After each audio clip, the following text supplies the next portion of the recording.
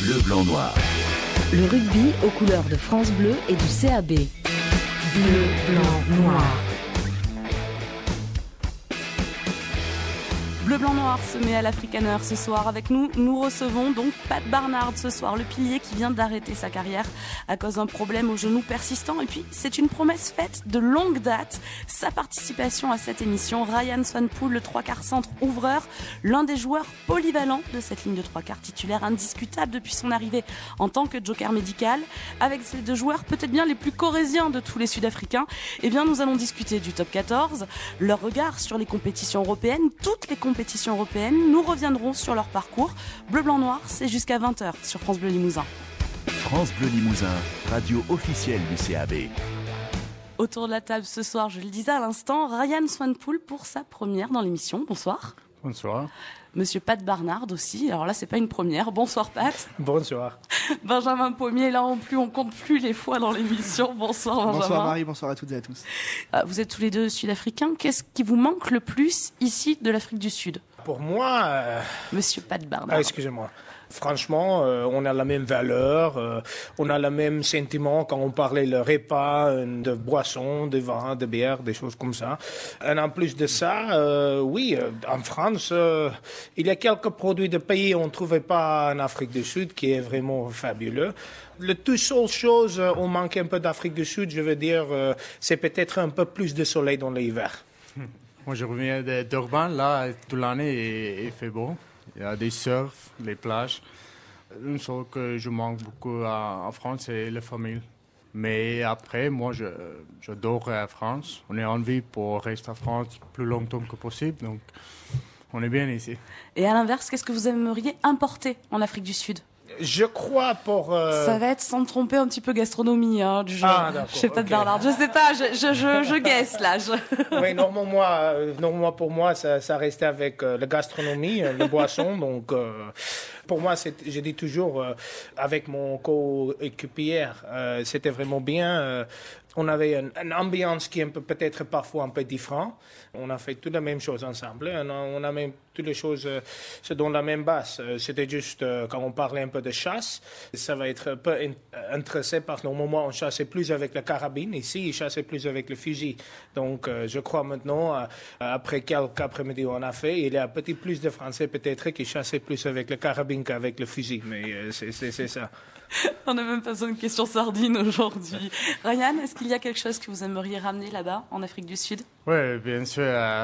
Peut-être moi, j'aime les froids, les vins, parce que mon beau-père, il aime le vie en français, la nourriture, le vin, les choses comme ça. Donc, chaque fois que je partais à Afrique du Sud, il demandait quelque chose, une liste de 3 à 5 choses pour lui. C'est autorisé dans les avions de ramener du foie gras, du vin Oui, c'est un peu difficile, mais moi, je le fais. Je le fais 3 fois déjà, donc... Message aux douaniers, ne nous écoutez pas. Oui, j'espère. Bon, Ryan, si vous ne vous sentez pas très à l'aise en français, on peut passer en anglais. Monsieur Pat traduira le tout, mais en tout cas, merci beaucoup de faire l'effort, d'être venu déjà et de parler français dans l'émission. Dans la première partie de cette émission, nous allons revenir sur vos parcours, à l'un et à l'autre, et aussi sur la fin de carrière de Monsieur Pat Barnard. On est dans Bleu, blanc, noir et ensemble jusqu'à 20h. Bleu, blanc, noir. Le rugby aux couleurs de France Bleu et du CAB. Bon, on va commencer par la mauvaise nouvelle, Pat. On va revenir un petit peu sur ce qui s'est passé ces dernières semaines. Ça fait combien de temps déjà que vous souffriez de ce genou qui vous a mené donc à l'arrêt de votre carrière? Ça fait combien de temps que vous aviez mal? Maintenant, il y a un bon 3-4 mois. J'ai vu le médecin plusieurs fois avec mon genou. J'avais le petit problème là. On a fait plusieurs des injections cortisone. Et malheureusement, après le conseil des médecins, j'ai besoin d'arrêter ma carrière.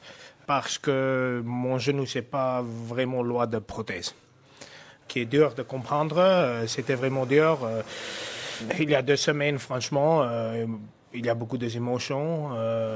Sur la surface, j'étais vraiment très déçu parce que je n'envisageais pas ma carrière va finir comme ça, dans cette manière. Mais heureusement, J'avais vraiment ma famille corésienne qui était vraiment avec moi. Le soutien, j'ai recevoir tout le monde, mes frères de joueurs, le coaching, le staff de CAB, et aussi le supporter de Brive, le corésien, tout le monde dans ma commune. C'était vraiment fabuleux. Juste après que cet arrêt de carrière ait été envisagé et que vous ayez décidé qu'il fallait arrêter, je vous ai eu au téléphone très rapidement ensuite et il n'y avait pas de nom exact de ce qui se passait. Donc vous me dites à l'instant que vous n'étiez pas loin d'avoir une prothèse. Qu'est-ce qui se passe en fait? C'est un ligament? C'est une rotule? Franchement, c'était... J'ai plus le ménisque, j'ai le cartilage qui est complètement usé, j'ai le ligament qui est bien allongé, les choses comme ça. Donc, il y a trop de mouvements dans mon genou. Donc, c'est ma genou ou mon genou? Mon genou, merci. Les cours de français se poursuivent oui, en fait. Ça arrive toujours. Donc, oui, dans mon genou. Je souffrais tous les jours avec les douleurs. Ça arrive aussi dans les endroits, c'est pas bien pour ma santé de continuer de prendre les antidouleurs, le cortisone, toutes les choses comme ça tous les jours. Oui, c'était une décision vraiment difficile à prendre. Heureusement, j'avais ma famille corésienne qui était avec moi, ou qui est avec moi. Dès qu'il prononce la famille corésienne, Pat lève les yeux et regarde Ryan. Ryan fait partie de vos proches là sur Brive? Ah oui, mais bien sûr, on parlait tous les jours, c'est comme mon frère, ou mes frères. Donc, même après le rugby, moi, ma famille, on voudrait rester ici. La raison, c'est simple, le Brive, le Corrèze, aussi tout le monde ici, il a vraiment prendre une place dans mon cœur. C'était vraiment émotionnel d'arrêter, mais le support avec tout le monde ici, vraiment la sensation... Tout le message reçu et toutes les choses comme ça, je veux juste dire un grand merci. Merci 1000 fois. Je dis toujours mes compatriotes, maintenant je suis ni sud-africain, je n'ai pas tout à fait français, j'ai demandé mon naturalisation, mais pas tout à fait, mais je suis sûrement corésien. Et des messages de soutien, il nous en est encore parvenu. Pat, je suis désolée, je vais encore vous inonder d'émotions. Mais par exemple, on a Sandrine Villechauvet, juste dire à Pat, bon courage pour la suite et vraiment déçu pour lui. Koujou Power, vous savez, le hashtag sur Twitter. Et il y a aussi Daniel d'Argenta pour Pat. Merci pour ton professionnalisme et pour ta gentillesse. Alors, quel va être ton avenir professionnel aujourd'hui ? Honnêtement, je ne suis pas tout à fait sûr, mais on a beaucoup de choses. Je parlais un peu avec le club, il avait une bonne relation avec Vivendi, un Proval. Et donc, on a parlé d'aller en stage, de créer quelque chose pour trouver un travail. Ça, c'est le plus important. On va rester en Corrèze. Donc, ma femme, elle travaille aussi. Elle était un prof d'anglais. Maintenant, elle est un agent commercial dans les immobiliers. Donc oui, on va trouver une solution de rester ici. Ça, c'est le plus important pour nous. Ça va arriver. Je crois toujours la nécessité va créer une opportunité. Donc, j'ai besoin de chercher, d'attaquer la vie maintenant avec la même valeur. Peut-être j'ai attaqué MLA. Alors, une autre question qui vient de nous parvenir, on va dire derrière le bar. Est-ce que vous allez devenir importateur de vin sud-africain ? Ça, c'est une chose vraiment difficile parce que je préfère vraiment le vin français. Donc, je ne sais pas pourquoi je vais apporter le vin sud-africain ici parce que le vin rouge, c'est mieux. C'est ça, exactement. Ça ne marche pas. Donc, oui, à mon avis, pour un business, je ne crois pas que ça va marcher bien. Au moins, c'est franc. Dernière question, Pat, sur votre fin de carrière. Est-ce que vous allez garder maintenant un pied dans le rugby ? Oui, bien sûr. Pour moi, j'avais un petit peu une passion pour aider les jeunes, spécialement avec le mêlée, pour prendre la meilleure position, pour ne pas prendre les blessures, pour les choses comme ça. Bien sûr. Mais maintenant aussi, j'ai besoin de gagner ma vie maintenant aussi. Et j'espère que je peux gagner ma vie suffisamment de revenir un partenaire de club. Donc, ça, c'est le but. On a essayé. Quel avenir! Waouh! Ok, très bien. Merci, Monsieur Pat Barnard. Ryan, une petite question pour vous sur ce parcours de Pat. Qu'est-ce qu'il représente, Pat Barnard, au sein du vestiaire pour vous, les Sudaf de l'équipe? Pat est un grand joueur et il a commencé à jouer avec le Stormers. Moi, j'étais à l'école et j'ai vu lui jouer. Bon mec, très bon mec et toujours là pour le soutien. Et il arrête son carrière un peu plus tôt qu'il annonçait, mais il y a beaucoup que j'ai appris de lui, avec le rugby, mais extérieur aussi, avec sa famille. est toujours là pour sa famille, pour un ami. Et si tu as besoin de quelque chose, c'est bien tu appelles Pat et il vient pour un café ou peut-être un bière. Mais bien sûr, on va le manquer beaucoup dans le rugby. Mais on perdu pas un ami parce qu'il est toujours là, il est toujours un Corrézien. Bien sûr, on va voir lui à côté le terrain avec un billet dans les mains et derrière le briviste, je crois. Merci, Ryan. Ryan, vous nous disiez, Pat, vous le connaissiez d'avant, en fait, quand vous étiez déjà en Afrique du Sud. Ça veut dire que quand vous avez été en contact avec Brive, vous saviez que Pat était à Brive. Ça a pu jouer dans votre décision? Ça remonte, Pat, ça fait 4 ans quasiment. Il joue avec les avant. Moi, je pensais plus avec les 3-4. Mais oui, on est toujours, s'il y a Sudaf ou quelqu'un que tu connais dans les groupes ou dans les équipes. Mais oui, j'ai déjà vu lui jouer pour Stormers et Northampton. Et voilà, après, quand j'ai arrivé à le club, il y a peut-être avec Pietrus et Retief Ruiz, il y a des Sudaf qui m'ont bienvenu et qui fait le plaisir de moi. On le sait, à Brive, il y a pas mal de Sudaf. On parle souvent de Toulon et c'est Sudaf, mais à Brive, voilà. Mais en même temps, vous êtes très corrézien, vous êtes très implanté, très impliqué dans le paysage d'ici. Enfin, voilà, tout le monde vous connaît. Pat, c'est une figure. 2009, vous êtes arrivé à Brive, donc ça fait 6 ans. C'était une saison fabuleuse et ça a changé complètement ma vie. En plus de ça, ça a changé complètement ma vie de vie, qui est importante aussi. Donc, ma famille en Afrique du Sud, les choses comme ça, quand on envoyait les SNS, on a dit le Barnard français. Donc, on dit ça, on est content ici. On est vraiment, cette région, il est vraiment proche de mon cœur. Maintenant, j'espère on a besoin juste d'attendre pour la naturalisation, ça c'est le plus important. Mais oui, on espère ça va arriver parce que nous, ma famille, nous, on voudrait être français. Ça c'est le but. Qu'est-ce qui vous pousse à venir signer en France? J'étais 7-8 ans à Le Sharks. Et oui, après, moi je veux juste expérience nouvelle et c'est ça que j'ai choisi. Premier 1 an, 18 mois, c'était vraiment, vraiment difficile. Mais après, quand tu as appris la langue et tu peux parler, on comprend beaucoup mieux. C'est beaucoup mieux et maintenant, on est bien placé à France, à Brive, le Corrézien. On est vraiment content et oui, on va continuer notre journée en France. Ryan, vous avez fait Afrique du Sud, Clermont-Brive. En fait, c'était ça, les Sharks, Clermont en Joker Coupe du Monde, donc il y a 4 ans de cela, et Joker médical à Brive. Pat, par contre, vous avez un petit peu plus voyagé avant d'arriver encore en France? Oui, bien sûr. Franchement, honnêtement, j'avais peur. Quand je signais à Brive, j'avais vraiment peur. On ne parlait pas la langue. J'avais une famille jeune avec un enfant qui sont petits. Vraiment, c'était une grande aventure. Moi aussi, j'avais vraiment peur. Mais maintenant, je pense que pourquoi je ne fais pas ça avant 2009. Moi, si je sais qu'est-ce que je sais maintenant, je crois que je vais signer ici à 2003 ou 2004. Mais oui, on ne connaît pas toutes les choses. Le rugby, il m'a vraiment donné toutes les choses. Il m'a vraiment changé ma vie. J'ai beaucoup voyagé. Et franchement, j'ai habité à Londres. On a vécu en Afrique du Sud, dans les grandes villes là, à Londres, les choses comme ça. Quand tu veux me demander où je préfère de rester ou où je préfère de faire ma vie, je vais te dire à Brive. Donc c'est un peu fou, mais ça c'est la vérité. Comme je dis avant, la vie en France c'est vraiment belle. Tu pourrais bosser dans une agence de tourisme, à l'office de tourisme de Brive. Ouais, il recrute peut-être, Pour vanter les mérites. La reconversion je est là. Je vais mettre mon CV, si tu veux. C'est pas loin, c'est juste derrière. Juste à côté. Ryan, vous verriez passer déjà 6 années en Corrèze, voire 40 ans en France. Enfin, c'est quelque chose que vous envisageriez de rester en France très longtemps?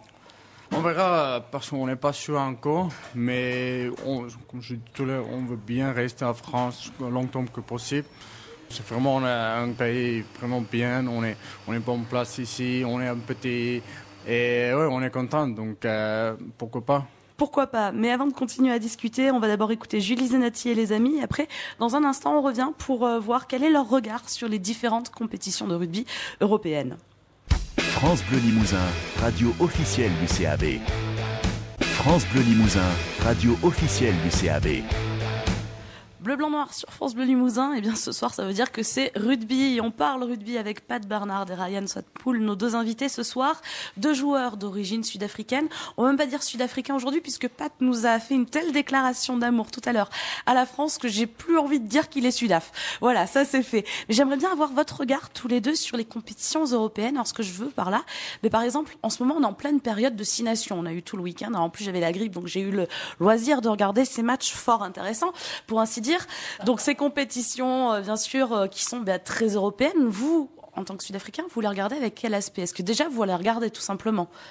Moi, j'ai vraiment déçu après le résultat des Bleus, parce que maintenant, je dis aussi, j'ai chanté le Marseillais avec eux, donc non, j'ai vraiment déçu de ça, mais oui, franchement, c'est une compétition spectaculaire. J'espère le Bleu, il peut faire un peu mieux. Vous les regardez avec attention ou d'un autre côté ça se passe et vous dites ouais bon c'est bon on a d'autres choses à faire, il y a le top 14 et puis voilà?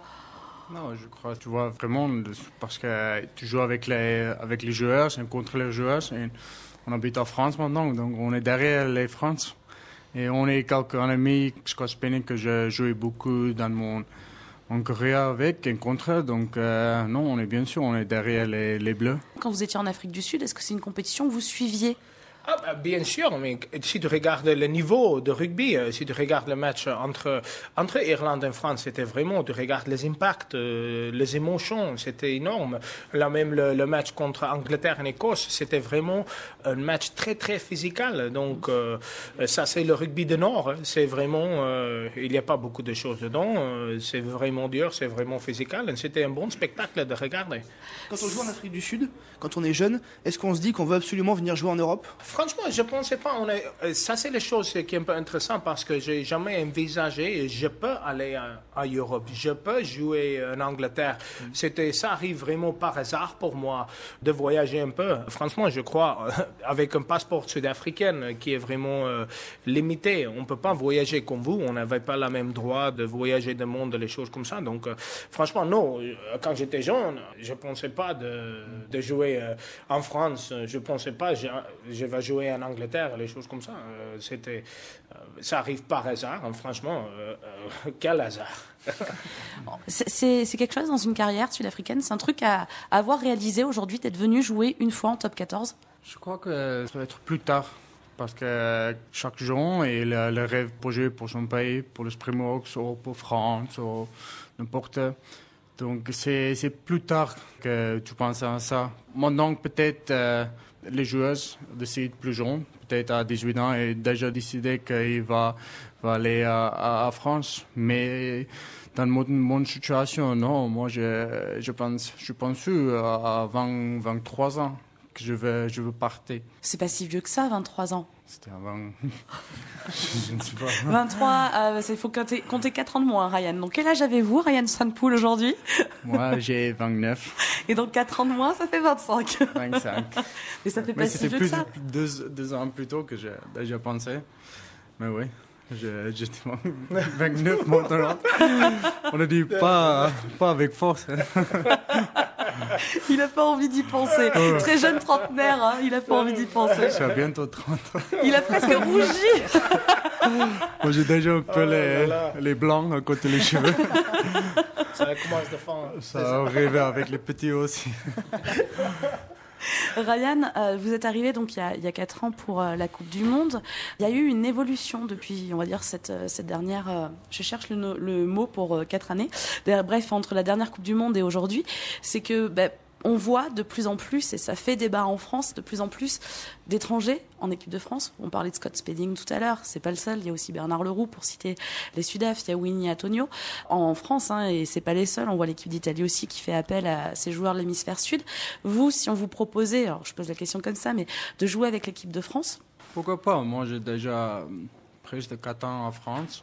Et s'il y a option pour jouer pour la France, pourquoi pas? Si je jouais plus de 6-7 ans, comme Bernard Leroux, il y a déjà longtemps en France et il y a la sélection de jouer pour l'équipe de France. C'est pas votre pays natal. Ouais. Donc qu'est-ce que ça représente de jouer pour une sélection étrangère? Je crois, franchement, quand on parlait de ça, si tu regardes dans toute l'équipe maintenant, tu regardes en Angleterre, Nouvelle-Zélande, il est partout. En Afrique du Sud, il y a le mec avec les différentes nationalités qui jouait dans l'équipe nationale. Je crois que c'est le rugby professionnel qui a porté cette chose, cet esprit. Mais en plus de ça, je crois, tout le monde, on avait le rêve. Moi, je vais mettre ça à côté maintenant. Mais tout le monde, tous les joueurs de rugby avaient le rêve de jouer de haut niveau, de jouer le plus haut niveau possible. Donc, de jouer internationaux. Si tu peux jouer pour les 5 top équipes du monde, ça c'est quelque chose de spécial. Ça c'est quelque chose que tu peux regarder. Ça c'est quelque chose d'incroyable. Donc, aussi, le rugby aussi, c'est un peu différent. C'est vraiment pas individualistique. C'est l'équipe, c'est les ambiances d'équipe, c'est l'ambiance de show. On jouait juste pas. Le mec dans l'équipe de France, je crois, il jouait pas juste pour eux, il jouait pas juste pour le meilleur, il jouait aussi pour son copain à côté, pour sa famille, pour toutes les choses. Donc, aussi, tu jouais de rugby international, ça apportait plusieurs de choses aussi, plusieurs des émotions. Donc, oui, bien sûr, ça a changé, mais je crois, bien sûr, tous les joueurs de rugby avaient joué le plus haut niveau possible, ça c'est clair. Pour revenir quand vous étiez jeune, maintenant, j'imagine que vous avez des échos aussi en Afrique du Sud. Les jeunes, de plus en plus jeunes, maintenant la France est devenue une nouvelle Eldorado du rugby. C'est le championnat, le top 14, il faut... Oui, bien sûr, mais le top 14, j'ai joué un peu partout, donc je peux dire pour moi, le top 14, c'est la compétition de plus dure du monde, ça c'est sûr. C'est pas juste la physicalité, mais aussi la durée. Durée 26 matchs, tout le monde il est bagarré en haut, en bas, et il y a 2 équipes réglables. Donc, c'est la compétition. Normalement, moi, dans tout le reste de compétition du monde, regarde le top 4. Ici, dans le top 14, tout le monde, toujours, il a joué pour quelque chose. Il n'y a pas un match facile. C'était vraiment une compétition spectaculaire. Donc, c'est comme ça. Aussi, on parlait les jeunes sud-africains qui viennent maintenant. On a besoin de comprendre aussi en Afrique du Sud. Et on avait une histoire très compliquée avec le politique et le politique dans le sport. Et ça, c'est aussi une raison pourquoi beaucoup de jeunes joueurs, ils viennent en France pour juste jouer pour jouer dans le même niveau, pour être récompensé pour son travail, qui n'arrive pas toujours en Afrique du Sud, à cause de situation qu'on a déjà discuté. La notion de ce championnat le plus dur, comme vous le dites, c'est quelque chose qui a évolué dans les mentalités, par exemple en Afrique du Sud. C'est-à-dire que cette image que vous avez aujourd'hui de ce championnat, aujourd'hui, un championnat très dur, très dense, ça a toujours existé ou ça a évolué ces dernières années? Ryan? Pour moi, le top 14, la première fois que je l'ai vu, c'était quand j'étais 22 ans. Donc, chaque match est très important. Super 15, il n'y a pas beaucoup de risques. Quand top 14, si les derniers 2, tu sors, tu perds 2 et ça va être le match prochain, ça va être très dur. Si tu perds 1 ou 2 matchs à domicile, ça va être très difficile pour regagner le point que tu as perdu. Et ça, vous aviez conscience que ce championnat était si difficile quand vous étiez en Afrique du Sud? Ouais, pour moi, c'est plus difficile. Chaque week-end, tu joues contre le meilleur international. Parfois, il y a peut-être le stress et comme ça, mais c'est plus dur. On le vend, enfin, une certaine chaîne cryptée le vend comme le championnat le plus beau du monde. Pour vous qui connaissez d'autres championnats, c'est vraiment le championnat le plus beau du monde? Pour moi, ça dépend qu'est-ce que tu pensais, c'est le rugby. Il y a vraiment les autres qui pensaient peut-être le rugby en Sud, c'est plus beau parce qu'il jouait plus avec le 3/4. Mais si tu veux voir un vrai mêlée, si tu veux voir un vrai ballon à porter, le plaquage énorme, le contexte vraiment physical, tu peux venir à le nord parce que le rugby à nord, c'est complètement différent que le rugby à sud. Tout le monde pensait qu'il y a une dominance de rugby à sud dans quelques années, les choses comme ça. Moi, je crois pas vraiment. Je crois que c'est plus une perception, un avis. Pour moi, je dis vraiment le prochain Coupe du Monde, c'est à le nord, c'est dans les conditions qui va être un petit peu plus compliquées. Je crois on va voir quelques surprises, je suis sûr. Et vos pronostics pour la Coupe du Monde, ça donne quoi? Pour moi, franchement, on a besoin de faire vraiment attention pour l'Angleterre. Il avait une très très bonne équipe, il est un bon 10. Et aussi, la Coupe du Monde, c'est en Angleterre. Il va être vraiment un grand niveau de motivation. Aussi, regardez le bleu. Le bleu, il fait toujours bien dans la Coupe du Monde. Donc, faire attention. Et après, oui, bien sûr, on avait les Sud-Africaines, les All Blacks, les choses comme ça. Je suis pas sûr. Tout le monde pensait les All Blacks, il va faire un deuxième. Je suis pas sûr. Ça arrive pas, je crois, dans le rugby. Si l'arbitre il est honnête, il va pas gagner le premier. Donc, oui. Et il était un Sud-Africain. J'étais très déçu de lui. Oui, si ça c'est la chose. Je crois faire attention pour l'équipe de Nord parce que, oui, on va jouer dans les conditions qui sont un peu différentes. Ryan, les pronostics? Moi, c'est qui a adapté le meilleur sur la situation, sur les conditions. S'il ne fait pas bon, il y a le Nord qui a déjà connu les conditions. Dans le sud, quand il fait vraiment beaucoup beau et il y a le soleil, il y a le rugby qui joue beaucoup dans les mains. Fais attention pour les France. Moi, je pense les France parce qu'il fait les derniers 3 Coupes du Monde, il fait vraiment bien. Et avec l'Angleterre. Et oui, peut-être, bien sûr, les Sudaf. Bien sûr, les Sudaf parce que je crois qu'il y a les avants et il y a beaucoup de joueurs qui jouent aussi dans les Nord en temps, non? Donc, il connaît un peu les conditions. Mais les Blacks, c'est toujours une équipe qui fait vraiment peur. Mais on verra dans quelques mois. Mais pour l'instant, on ne dit pas trop beaucoup. Donc, on attend. Benjamin, pronostic? Attends, je demande à tout le monde. Les Sudaf, je rejoins Pat et Ryan. L'Afrique du Sud, c'est extrêmement solide. Qu'il pleuve ou qu'il fasse beau, devant, ça reste l'un des plus gros packs de la scène mondiale. Derrière, il y a des stars. Il y a beaucoup de joueurs qui sont aussi en top 14, qui évoluent en Angleterre aussi. Donc les conditions climatiques vont pas forcément jouer vraiment sur l'Afrique du Sud. Ils ont l'expérience, ils ont déjà gagné cette compétition aussi. Je mettrais bien une petite pièce sur l'Afrique du Sud. Ouais. Et la France, vous y croyez, vous? C'est bien français, toujours un tournoi compliqué, puis dès qu'on est dos au mur, c'est typiquement français. Dès qu'on est dos au mur, on parvient à se sublimer. Je mettrais pas gros non plus, je jouerais pas un gros billet sur la France, mais voilà, sortir des poules et puis après sur un match, tout est possible. Sur un match, les Français sont l'une des rares équipes à pouvoir se sublimer sur un match coup près. Alors, ce qui serait bien pour nous Français et être excessivement chauvin, ça serait à ce moment-là sortie de poule, rencontrer l'Angleterre et puis bon bref, passons là, je suis partie arriver. Le top 14, on vient d'en parler de manière très succincte. On va s'y replonger dans un instant après ce nouveau break musical sur France Bleu Limousin. France Bleu Limousin, radio officielle du CAB.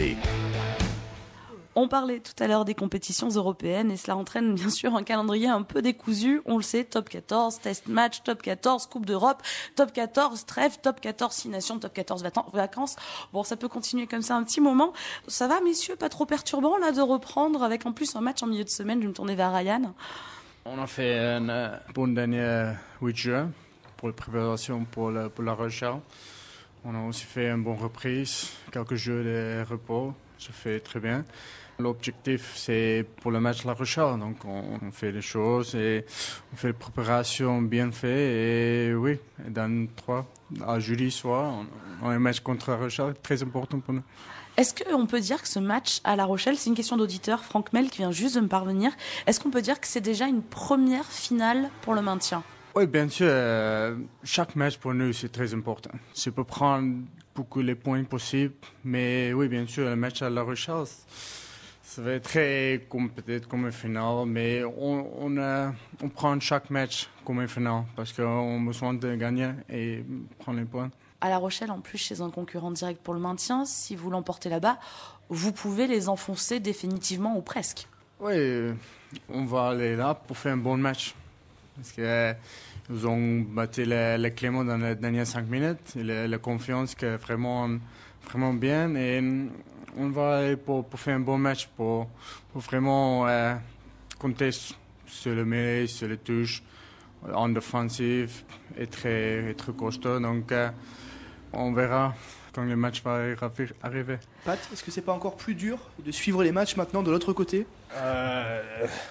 Juste après le match de Grenoble, j'étais à côté, donc franchement, j'ai mangé tous mes droits. C'était vraiment difficile, oui. Ça va prendre un peu de temps d'habituer de ça. Ça c'est vraiment parfois dans une situation, tu sens que tu peux faire rien, tu sais que tu peux faire rien, ça fait pire. Mais oui, bien sûr, je crois le garçon va faire quelque chose là. J'espère. j'espère. On a vraiment bonne confiance de faire. En plus de ça, on n'a besoin pas d'oublier, c'est tout le pressure sur La Rochelle. Il a besoin de gagner. Donc, oui, bien sûr, on a besoin de gagner aussi, mais tout le pressure sur lui. Donc, peut-être, juste peut-être, ça peut jouer un peu dans notre main. Jeudi soir, vous serez où, Pat? Malheureusement, je ne vais pas là, mais je vais être devant la télé, ça c'est sûr, t'inquiétez pas. Une autre question d'auditeur, Marie Roussy, qui vous demande comment est-ce que vous sentez la fin de saison, et voulez vous dire aussi que quoi qu'il arrive, les supporters seront là. Donc comment vous la sentez cette fin de saison, Ryan? Oui, pour moi, il y a encore 9 matchs dans la saison. C'est toujours difficile parce que c'est vraiment une longue saison, mais c'est là que c'est le plus important, c'est les derniers 8-7 matchs. Si tu n'es pas vraiment placé bien, mais oui, on va attaquer les derniers 9 matchs et on veut, je sais qu'avec le soutien toujours derrière nous, s'il y a chez nous ou à l'extérieur, on est fiers de jouer n'importe où. On sait que les privés, c'est toujours là derrière nous. Et justement, le public qui est un peu déçu, et je crois que le mot est faible, que ça se joue un jeudi soir. Il y a Daniel D'Argenta qui repose une question, mais c'est un petit peu ce qu'on peut sentir remonter du terrain et des supporters. Pourquoi le match contre La Rochelle se joue ce jeudi soir? C'est un peu compliqué pour les supporters de suivre leurs équipes.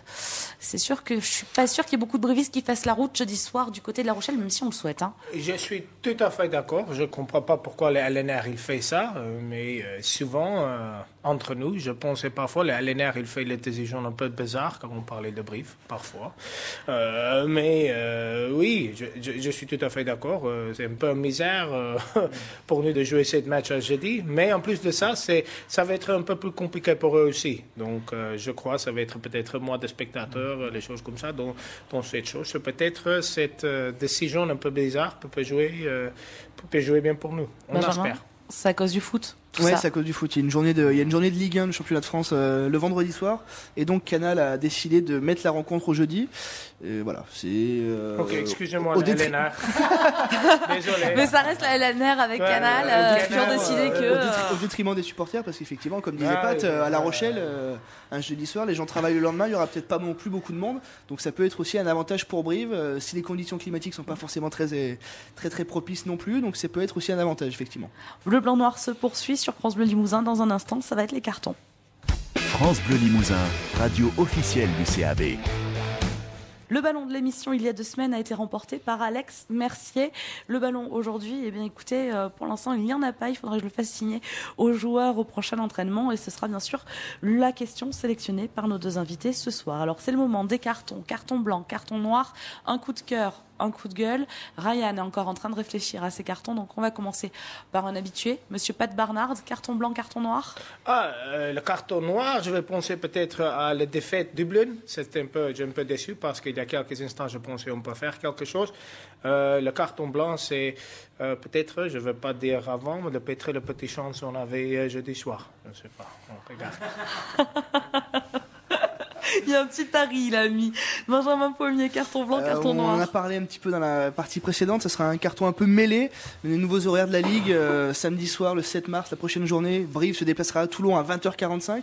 Ça sera la 10e fois. Donc le carton blanc, c'est que ça sera la 10e fois en 19 journées que le CAB sera en match décalé. Donc voilà, ça prouve que les instances supérieures du rugby gardent vraiment un œil sur le CAB. Ça prouve que le CAB est apprécié. Et le petit mauvais côté, c'est une nouvelle fois les supporters vont devoir faire 17 heures de bus ou de voiture pour descendre à Toulon. Donc voilà, c'est un peu compliqué. C'est très bien pour la visibilité du CAB et c'est dommage pour les supporters qui payent un petit peu tout ça. Ryan, on va pas y échapper. Ce coup-ci, ça y est, carton blanc, carton noir. Carton noir, je pense on a fait 3-4 très bons jeux avec le soleil plein. Et après 2-3 jeux, pas le meilleur. Pas sortir avec mon petit, avec le chien pour faire une promenade. Et mon carton blanc, je crois que je passe un bon jour de Valentine avec ma femme. Donc, j'ai reçu un petit cadeau. J'ai reçu le petit déjeuner dans la chambre. Donc, reçu un petit cadeau ou toi reçu un petit cadeau? Moi, bien sûr, je donnais aussi. Bien sûr. D'accord. C'est toujours de donner à les femmes les roses. Mais, ouais. C'est ça, mon carton blanc. On va les laisser faire en fait tous les deux l'émission, On arrête crois. là. C'est mieux. Ça va partir en africaneur incessamment sous peu. Bon, c'est la fin de cette émission sur France Bleu Limousin. Merci à tous de nous avoir suivis. Merci à Thierry Roufranche à Limoges dans les studios pour la technique. Merci à Pierre Rousseau ici de nous avoir accompagnés sur cette émission. Merci Benjamin Pommier d'avoir été avec nous et surtout merci à nos invités. Ryan Sonpool qui était avec nous ce soir et Pat Barnard. Le prochain rendez-vous sport sur France Bleu Limousin, eh bien, ce sera du rugby. Ce sera jeudi soir. On en parlait il y a un instant à La Rochelle. Nous prendrons l'antenne sur France Bleu Limousin après les infos de 20h pour l'avant-match. Coup d'envoi de la rencontre à 20h45. Et là, ce soir, eh bien, avant de retrouver les infos, on va écouter un dernier morceau. Et j'espère bien que jeudi soir, j'aurai un tout petit peu plus de voix. Bonne soirée tout le monde. France Bleu Limousin, radio officielle du CAB.